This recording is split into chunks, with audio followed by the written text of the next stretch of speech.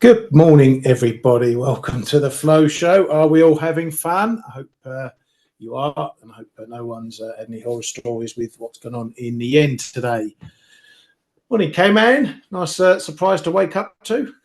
Hey, good morning, Ryan. Yes, it was, well, as I said in the room, it's half-half. I had an offer just above the top of the day, which is that was a bit of a disappointment not being executed. But then I was happy, of course, to see that they intervened and we could get our Friday sales back at lower levels. So that was a nice surprise. Here we are. The yen is an emerging market currency. Yeah, for the next Well, I mean, few it's sessions anyway. Yes. sterling, right? Remember people calling sterling an emerging market currency? So Yeah, now that's right. the yen has So one. we're back with the yen. Yeah. Well, in one sense, I'm glad you didn't get your 160.50 offer, Phil, because that would have been the stop of my short. So Yeah. we both made money. That's the main thing. Oh yeah, absolutely. And I hope a few people made money as well on the back of that. Right, let's get into it. I'll get through the headlines pretty quickly because obviously there's all this stuff to talk about. We had a ton of data. Well, let's go over the last week's stuff quickly. First, PCE in the US, that came in a bit unchanged. The core PCE, that big number was expected to fall 2 pips, came in unchanged at 2.8.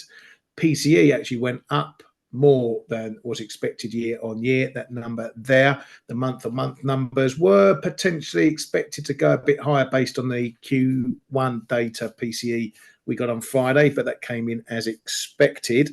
Overall, sticky. That's the main thing to take from this. Looking a lot of the same like it was in the CPI report, where it's looking sticky. PC tends to lag the CPI data, so maybe it's now starting to do its sideways thing.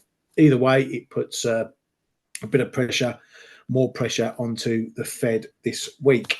Over in the Michigan, numbers a little bit softer, not a huge amount, but the main numbers coming in softer: expectations, sentiment, current conditions. Again, the important number, 1 year inflation expectations gone up again, 3.2% from 2.9%. The 5 year staying unchanged over the flash number. So again, those inflation expectations are going to be watched closely by the Fed. They want to see expectations more along the lines of their target rather than higher. If consumers think prices are going up, then they bring forward spending habits, which can cause a bit of a slowdown later on. Buy now, don't buy later, sort of thing. Right, so that's that. After that, Citigroup cut their Fed forecast to 100 pips of cuts this year. They still think 4 cuts this year. That's down from 125 pips in cuts that they forecast in June. So they still think they're going to be going, and the Fed to cut from July rather than June.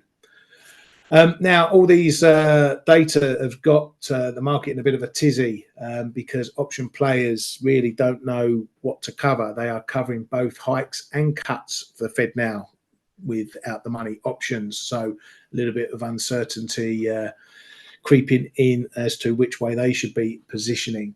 On the political front, there was a piece out last week that Trump is apparently going to, if he gets back in office, he's going to get rid of Powell and potentially put in place laws that makes the president able to control interest rates, set interest rates. I don't know how far they'd go with that. That'll be a big upheaval. So I don't think it's going to be a day one thing, but that's the sort of stuff that's now bubbling under the surface with the election. And speaking of elections, it's going to be a big week on the 2nd of May because we have widespread local elections going on in the UK, and this is going to be watched very carefully for voters' intentions ahead of the potential election. And Sunak apparently is at risk of having rebels in his party wanting to get him out before the election if they suffer big losses in these local elections. And the political heat isn't over either for the BOE, because the divided, this is the FT calling them, divided Bank of England faces some political heat over calls for rate cuts, which obviously the incumbent Prime Minister would like to see some rate cuts and easing of interest rates going into an election. Latest on the election date, there are threats from Sunak that if his party do misbehave over these local elections, i.e. start causing waves, he could call a summer election, which would not be favourable to anyone in his party. They'd have little time to prepare for it, make changes to the leadership, and it would spell bad news for them. So they want a later election, but we're in political game mode at the moment, so all that's going on. Right, let's get into what happened. Okie dokie. So quick rundown. Friday, late into the close, we got a pop through 158. I just put on another bit of short 157.89, and then about shut my machine down. Then 10 minutes later, we got that pop through, so I missed all that. We opened up around 158 on Sunday in the interbank, trading down to around 157, 70s, 80s when retail came online. Not too long after, or later in the morning, morning, we had that jump spike up to 160, 20 odd, I think, some of the prints that we've got, 160.17 according to Bloomberg. Then what followed was a spanking, which looks 99.99% intervention, just given the size of it, all the way down to 155. Obviously, everyone's scrabbling around, wondering what's going on. Then in the morning, we've had a bounce to 157s, 20s, and then another hit down to 154.50 before another bounce. And first things to say, okay, we've got a lot of volatility at the moment, okay? You can't trust your levels too much. You can't trust some of these moves. Rallies are likely to be hit for the moment, be it officially by further intervention or just a more nervous market. That's not to say this is going all the way down to 150.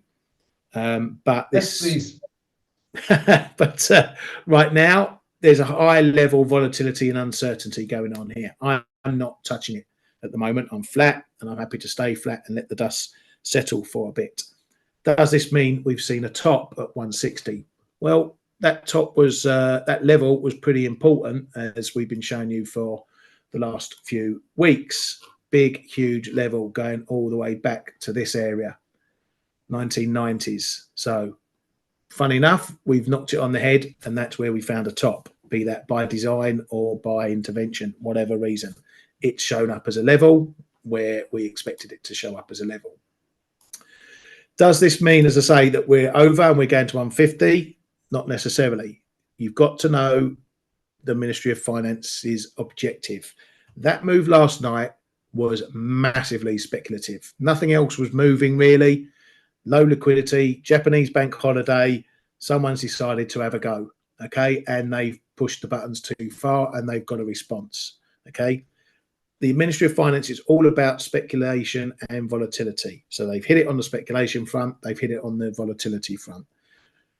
We have every chance of going higher. We could go higher from here to 165, 170. But if that happens over 4, 5, 6 weeks, it's very unlikely they will intervene. If we go from 155.75 trading now to 159, 160 in the course of half an hour, that's getting back into speculative and volatility mode where they might come in again. Kanda's been out already saying that he won't comment on FX levels, or he won't comment on intervention, won't comment on FX levels. They don't have a specific level, blah, blah, blah. But then he's also said that we will continue to take appropriate action on excessive FX moves. So read between those lines.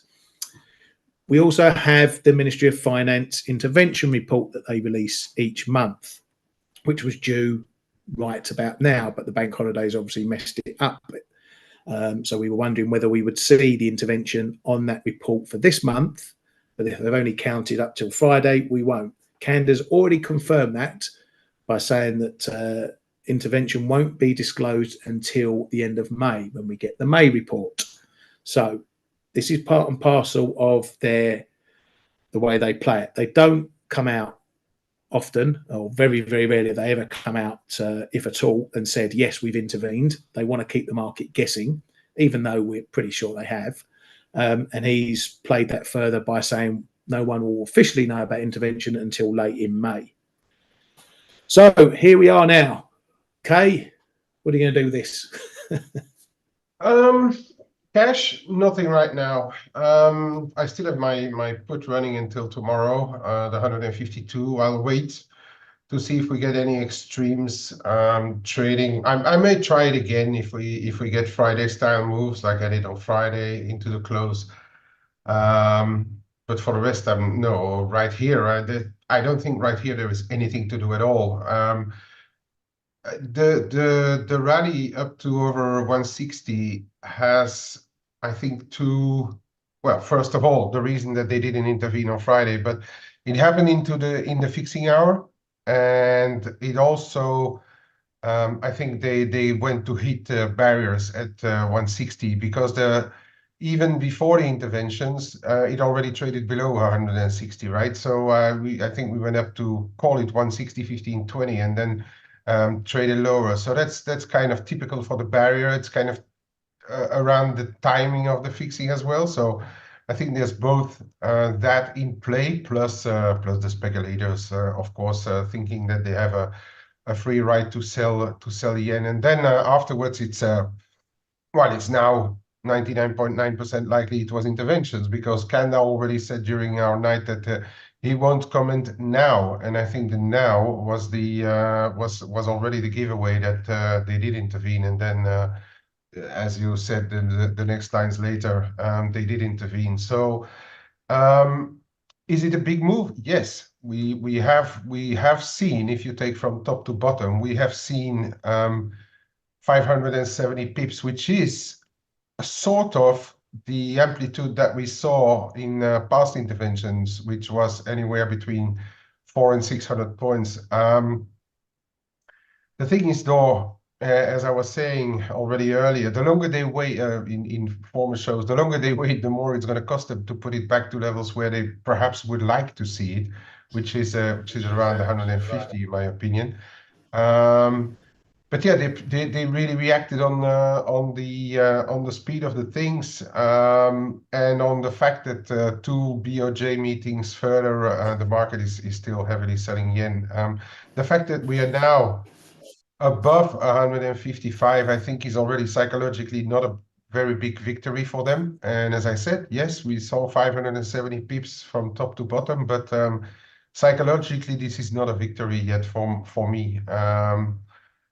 And now we can start the big debate. Do they really want dollar yen lower? Do they say, I can't do anything about it, but, oops, am I losing my internet here?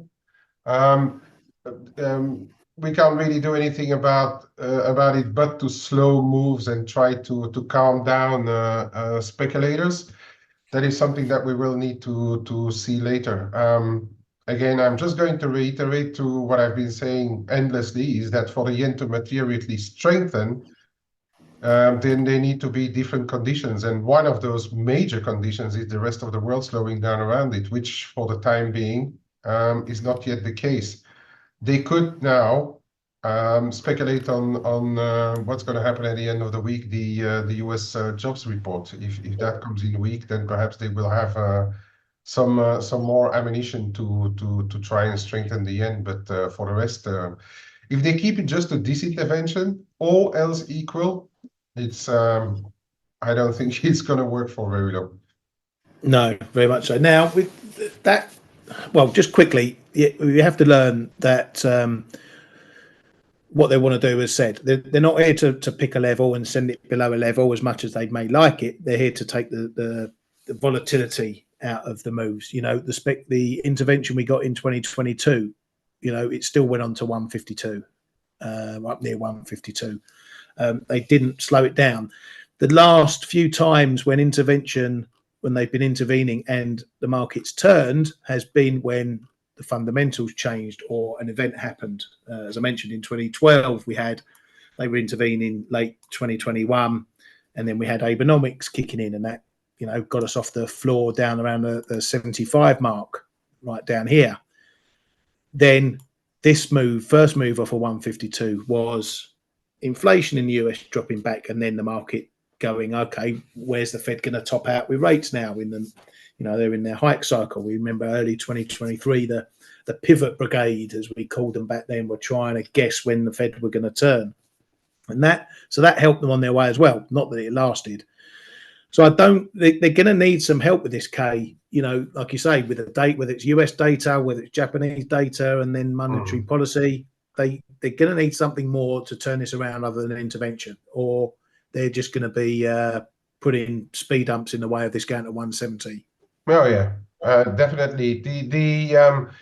The one other thing that could happen, but then I think Kanda already threw that into the lake when they did not move on the interest rates is a surprise hike. There is a path, but it's kind of a ploy. It's kind of a plan that they would have to put together. There is a path for the yen to strengthen, but that is, as I said, a big plan. There's a surprise hike from the Bank of Japan, and then a plan with the Japanese insurers and asset managers to come and then for the Bank of Japan to reduce at the same time JGB buying, and then wait for the Japanese insurers and asset managers to come and fill in that void when interest rates will have risen far enough. The problem is, and that brings us back to day one of Ueda's tenure, that is that close cooperation with the government. The government has huge amounts of yen to finance, and Ueda and the government said that they would work closely together. So, I mean, are they willing to throw this plan into the water? That does not seem the case right now, unless we get a very big surprise. So that brings us back to just one reason why yen would strengthen, and that is the rest of the world slowing down. And the problem is that we're starting to get green shoots out of Europe, and that's adding another issue to the yen right now, because the thing is, if you're only combating one or the speed in one currency, that's fine. But if you look at the rest, is also doing relatively okay, and then especially versus the yen doing really, really, really well. So that is another issue for the yen. So the yen is really or MOF, Kanda, Suzuki are really fighting a battle on multiple fronts. And apart from slowing the move right now, this is about what they can do, unless they really throw a few $100 billion at this and do as SMB style, an inverse SMB style intervention, saying like, well, the yen is 150 offered for the amounts that you like, right? But that is a big statement, and it's the wrong side of interventions. If you buy dollar yen, you can print yen and then sell it. If you need to sell dollar yen, that's a different issue, right? Because then swap lines come into play, or they need to sell treasuries, which they really don't want right now, especially not at those levels. So I mean, yeah, it's a very, very difficult situation for the yen all in all still. Yeah, and that's one question I wanted to ask, because it's doubtful that they would have been all this move. They may have been 200-300 pips, and then the market does the rest. And do you think they hit it again when we had that bounce to 157.20s? Yes. Because that was quite a sharp move down to 155. Yeah, I think so. I think they did at the European Open, and that's why I was, I've been talking about that as well, and especially in our room, putting next several scenarios, showing several scenarios what they could do, and that's why I was watching very, very closely what was happening in the euro dollar, for instance, because they could have asked ECB to join them, and the BIS as well, by the way, because the BIS is used as being the central bank of the central banks. They are regularly used as well. But I don't think, unless ECB did some kind of intervention just on behalf of the Bank of Japan and then did dollar yen. But I clearly think they intervened at the start of the European session. So my best guess is that they just did it themselves, or use their agent banks in London or in Europe, and perhaps BIS, but we may never know that unless we see it in some statements coming in. Yeah, very much so. So yeah, so there we are. We don't think we've had help from any other central banks. It looks to be all the MOF via the BOJ and their agents and whatever. So now we are pretty much in wait and see mode to see what happens next and what the market wants to do with it. Does it want to have another go, or has it had its arse slapped and is going to take a while to get back into things? So very, very volatile, very jumpy, very dangerous to trade at the moment. Be wary of that if you're trading yen pairs. And just to show you, this is what the intervention page looks like. This is the March report, as you can see there. Total amount 0. So we're going to have to wait till May to see what number pops into there. And that's, of course, if they've done any more between now and that report date as well. So we're going to be guessing games. Yeah, you know, Ryan, I think what this also means that they will only show the amount at the end of May. I think now there's two reasons for that. The first one is that they don't want to show, of course, they don't want to show it straight away to keep the market guessing, but it also sends a message to the market saying like, well, we may not be done here, guys. So so beware. I mean, it's a communication trick that they use there, I think, to delay those numbers until the end of May. Yeah, exactly. And I pointed out in the room that there was a bit of risk from this April report, because if the April report doesn't include today's intervention, you could get one of the wires pumping, trying to spin a headline, no intervention in April, and then the market thinks they haven't intervened, and we see a big jump in the yen, which everyone jumps on, and or yen pairs, and everyone jumps on and fades that move. But now Kanda's put that to bed. We can rule that risk out anyway. Right, so let's move on for a bit from all that intervention stuff, and let's have a look at what's coming up this week, because we got quite a big week coming. I haven't even gone through the data from today yet. We got a load of it, so let's have a quick look there. There's a lot of inflation out this week, preliminary numbers, particularly from Europe. We've already had Spain out, as you can see there, coming in slightly softer CPI, core CPI coming down a bit, but the HICP measure going up as expected. So that's the one, obviously, that the ECB will mainly be looking at, the Eurozone measure rather than the CPI measure. But that's also gone up a pip from expectations, and up from last month by a pip. Missed expectations. We've had the regional German numbers coming in as well, a little bit mixed. Baden-Württemberg down, Bavaria up, Brandenburg up, Hesse up, North Rhine unchanged, Saxony up. So overall, we're seeing largely higher numbers there. They've all mostly got a 2 handle on it, so that's maybe not a big deal there.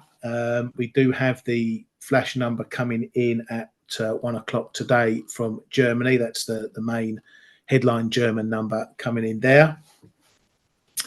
Eurozone data is not until tomorrow, so we'll have a look on the calendar. So as you can see there, we got the main Eurozone inflation number there, which is obviously going to probably further cement a June cut, but if it's really soft, then that's going to get the market hopping up and down for another quick cut in July. It will certainly get the doves chirping, no doubt for that. But if it's round about as expected, and inflation is expected to be unchanged, 2.4%, but the core shifting a bit, then we're probably going to just do not a lot, and June will be further nailed on in the market's eyes. But as you can see there, we've got further data coming out there, some data from China, Aussie retail sales as well, Japan retail sales. So plenty of data to come this week as well. It's obviously Fed week. Now, we do have another holiday on Wednesday. Some markets in Europe are going to be closed, and other places as well, for Labour Day, 1st of May, which is also FOMC Day. So we could have some lighter liquidity conditions for trading on Wednesday. So take that into account as well. Some calendars are showing that the UK is closed. It's not. Unfortunately, we will be here. Our bank holiday is next Monday. But yeah, so we got, and it's also jobs week. So plenty of data to go and take into the Fed, last minute data points and whatnot. Keep an eye, tomorrow, consumer confidence. That could be a big one ahead of the Fed, particularly those inflation expectations tomorrow. Then on Wednesday, we get ADP. Then we get the ISM manufacturing as well, JOLTS, and then the FOMC later on. And what is Powell going to have to say about the recent inflation pop? We obviously last heard from him when he was talking with Macklem at the BOC, saying that it might be appropriate to keep rates higher for longer. So the market's going to want to know, are we still getting cuts or not? Or has that idea shriveled up further? Into Thursday, we get some final manufacturing PMIs and bits and pieces coming through there. As their final numbers, they shouldn't be too shattering and big changes from the rest. Challenger layoffs, again, another one just to keep an eye on. We've heard of more layoffs coming into certain firms. We hear about the big firms, but there's also smaller firms we don't hear about. So this one's going to see if we're going to be getting some bigger job cut numbers, obviously with the connotations for Friday's NFP as well. And on Friday, that's what we get, NFP and the services PMI afterwards. So again, that's could be a fairly big number because it's obviously the bigger component, services of the ISM there. So coming after the jobs, and jobs being the usual lottery there. Anything, well, it's probably obvious, but anything else there, Kay, that you're focusing on in particular? Well, the European CPI should be very interesting because we just heard from ECB's Wunsch that he said that we should not really bank too much on a July cut by the ECB yet. He wants to keep all those expectations in check. And it does seem that they already have agreed to cut in June. That's what we've been saying on the shows as well of late. It does seem that June is really done for the done thing for the ECB, barring huge surprises. But they're already talking about July, and there's now the interesting discussion about, because the Hawks will not want the market to start pricing in cuts at virtually every meeting of the ECB. So that is something that they want to keep in check. But it does seem that the European rates, let me just quickly verify what I'm saying here is that, yeah, European rates have come off a little bit. Yeah, for the rest, it's again with FOMC jobs reports. It's a big week for the dollar again. The big question comes back every month: will this big labor market domino hold up or start to wobble and fall? So that's going to be the big question for the dollar. And then I think it's actually, of course, we are saying that every month, but looking at the global levels that have been traded in the market on the dollar pairs, take apart a bit the yen for a minute, right? But look at levels that held in the euro dollar, levels that held in the Aussie, levels that capped even in the dollar Swiss, held in the cable. We are going to need to see a very good report again to take those levels through, because it seems the market is again looking at, are we going to see some weakness starting to creep in the US economy? So that is again one very interesting development that I am going to watch anyway, and that I think that we should be keeping a very close eye on, because just those levels in that we have been trading and that are holding, right? So we need a new catalyst, and the question is now this week, are we going to get it for the dollar? Yeah.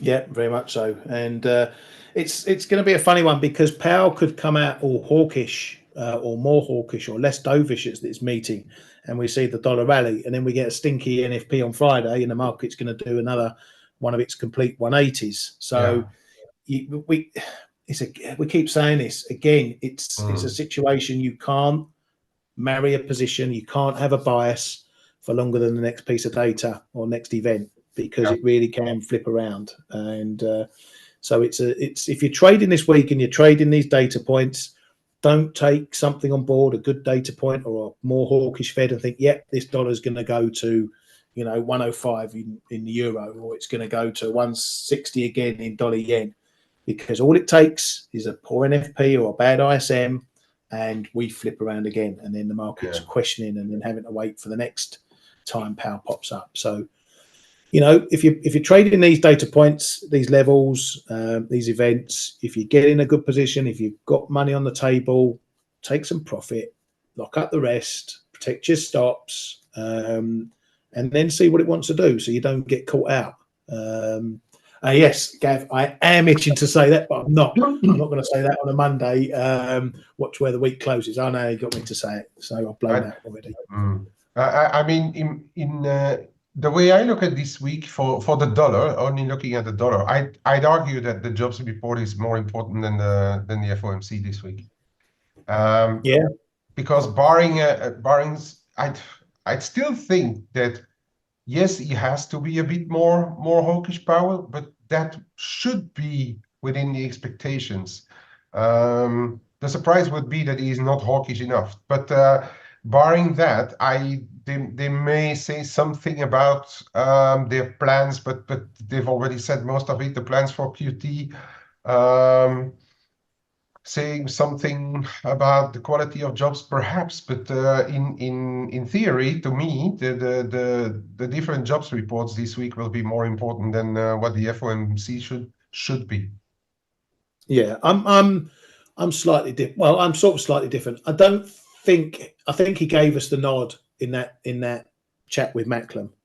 I think his comments there are going to be repeated largely in the FOMC, so it shouldn't be a surprise. It just depends whether the market is looking for more and whether it's happy with what it gets. But I think there's a danger with if the NFP is bad on Friday, I think there's a danger of an overreaction. One bad NFP doesn't suddenly mean that the jobs market is collapsing, and unemployment's going to 7% or anything like that.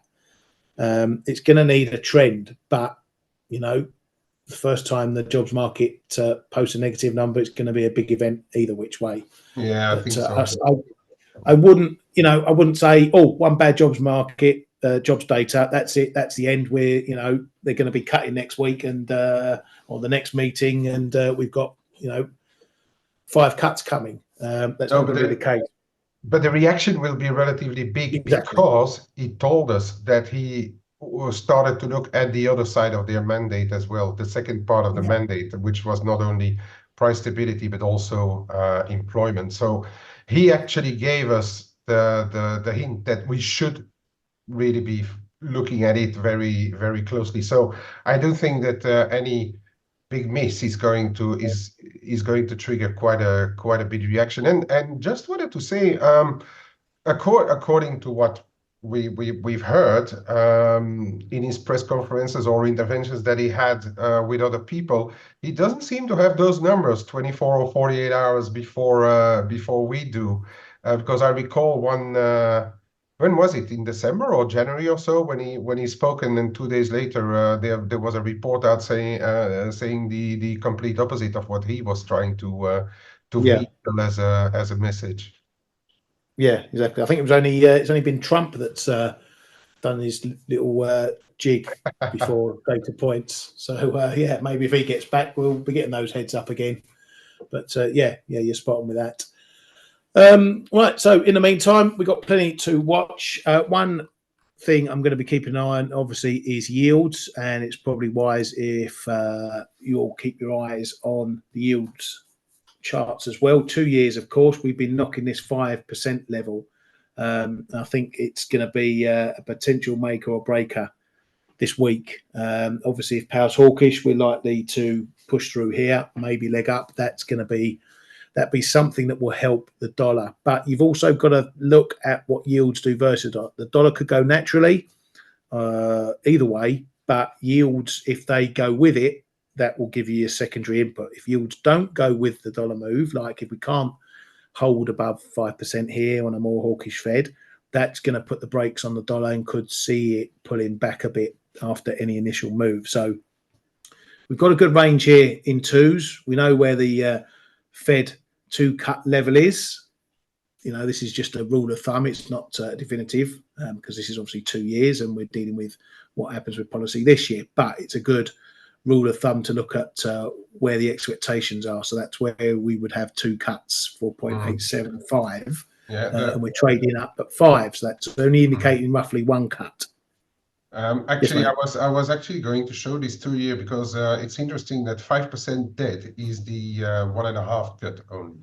So we're trading somewhere in between the 1 and the 2 cuts now. 5% is 1.5 cut, which is 37.5 BPs versus where the midpoint of the Fed funds are. So 5%, I think, in the twos. If you look at where we are on, especially after the FOMC and on Friday, this is probably going to be a good enough hint at where the weaker side of the market would be. Weaker side of the market, not strong or weak for the dollar, but the weaker side of the market. If you trade well above 5% come Friday after the NFP, I think the dollar is going to be big. If you're closer to that 487 or even below, then I guess the market will see a dollar reaction and sell off a bit on Friday. Yeah, exactly. And also keep an eye, as usual, on tens. We had a little mosey above this 470 area, but we're back below. Again, that's probably putting a little bit of the brakes on the dollar move as well. So look at twos, look at tens. You know, you don't have to be a bond trader just to know what these are doing and their respective effects on the dollar.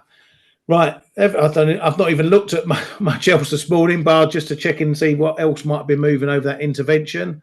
Euro dollar, we're still mooching around this 107 level. Bounce has not been huge today, or it's dipped. We were up at 107.20s, near 30s, or near 40s, and we've had a little test of 107. That's held. So at the moment, we're probably in that Fed orbit where the market's probably not going to get too far out its pram in pushing a move either way, unless we get some big data like from that Eurozone CPI tomorrow. So for now, we're probably going to be into a little bit of range playing while we get towards the Fed as well. Cables quite similar, still here mooching around, not really looking to go anywhere. We've had a half-hearted move down towards 125, couldn't quite get there, and then a little bit of a bounce up there as well. Euro sterling, this is apart from this and dollar China, this is the only position I've still got in. It's continuing its bleeding lower, so I'm going to look to see maybe we get another move down to this 85 level for me to add back to my longs, all being well.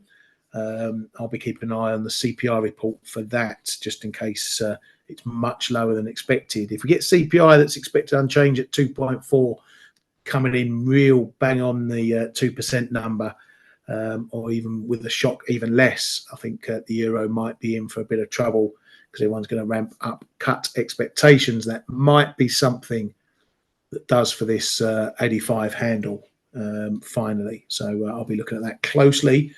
I may even get my sell stops back into this one below this bottom of this zone here. Kay, anything you're looking at the moment? Or have you not managed to get off the yen chart yet? Huh? Have you managed to get off a yen chart yet? Yeah. Oh, yeah. Oh, yeah. I've got a few. There's one a bit in the euro dollar right now. I haven't been trading much. I just traded the corporate flows on Friday. It was just like a couple of hours trading the euro dollar. We are still in end of month territory, so there could still be a bit of flows to be done in various dollars. But then looking at what the equity markets have done over the past sessions, there's less, I think, less real dollar buying to be done. We could see again another move today. A lot of times it's actually the day before the actual end of the month, which is where the models are the most right. Still calling for dollar purchases, but we'll see. For the time being, I may not. I may just not look at it.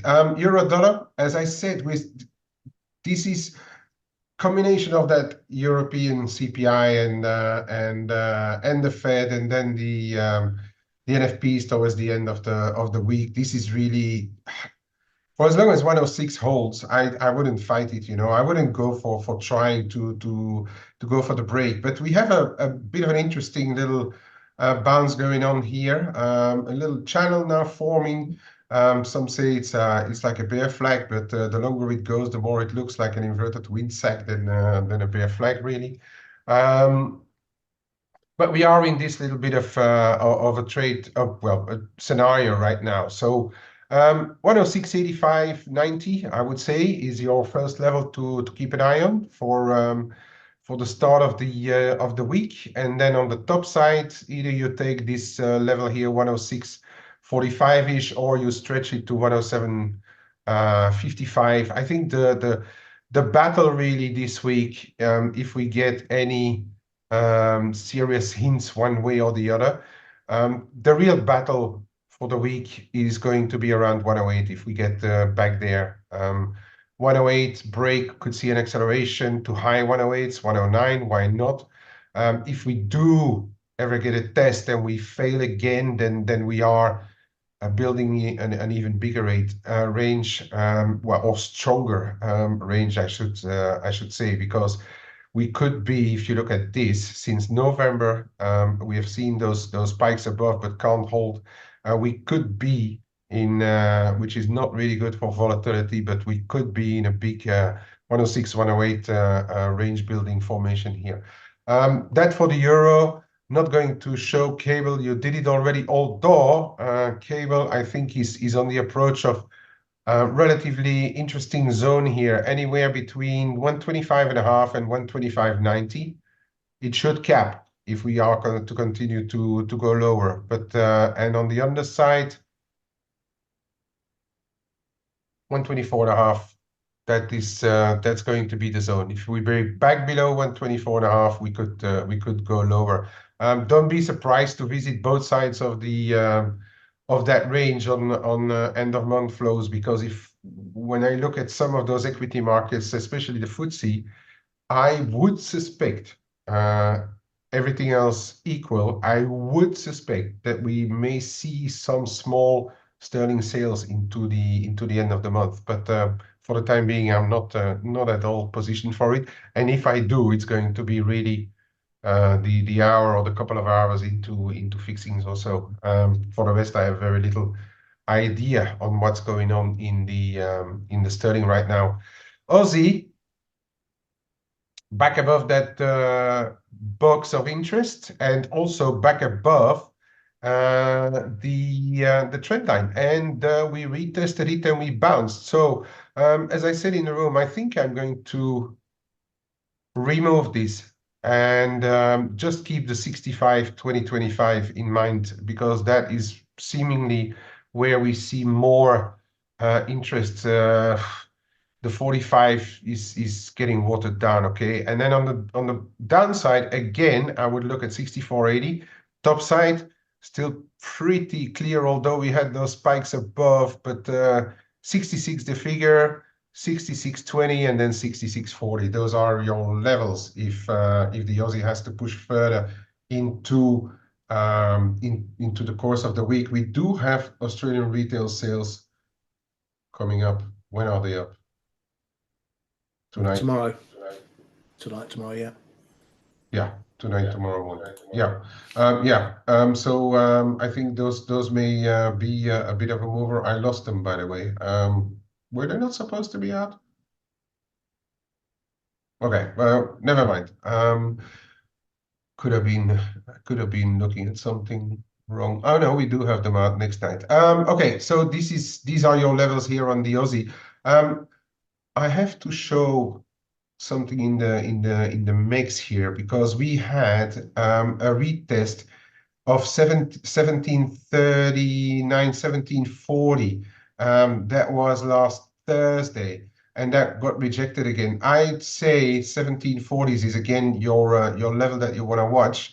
And on to the downside, we are trying to build a bit of a support trend line here. I haven't drawn it yet, but I know it comes in at around low 17s again. Okay, to really go lower, dollar mix has to get back below 16.90.95. For as long as that doesn't happen, I think we are now forming small a range here between 16.90 and 17.40.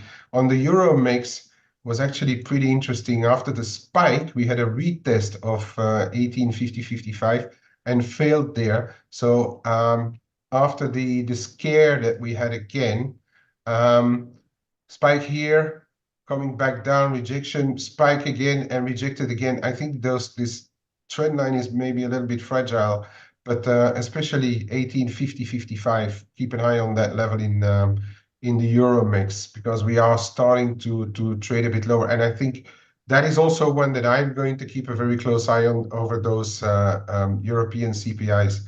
Okay, and then we have to look at it, right? So Ryan already showed that 160.5.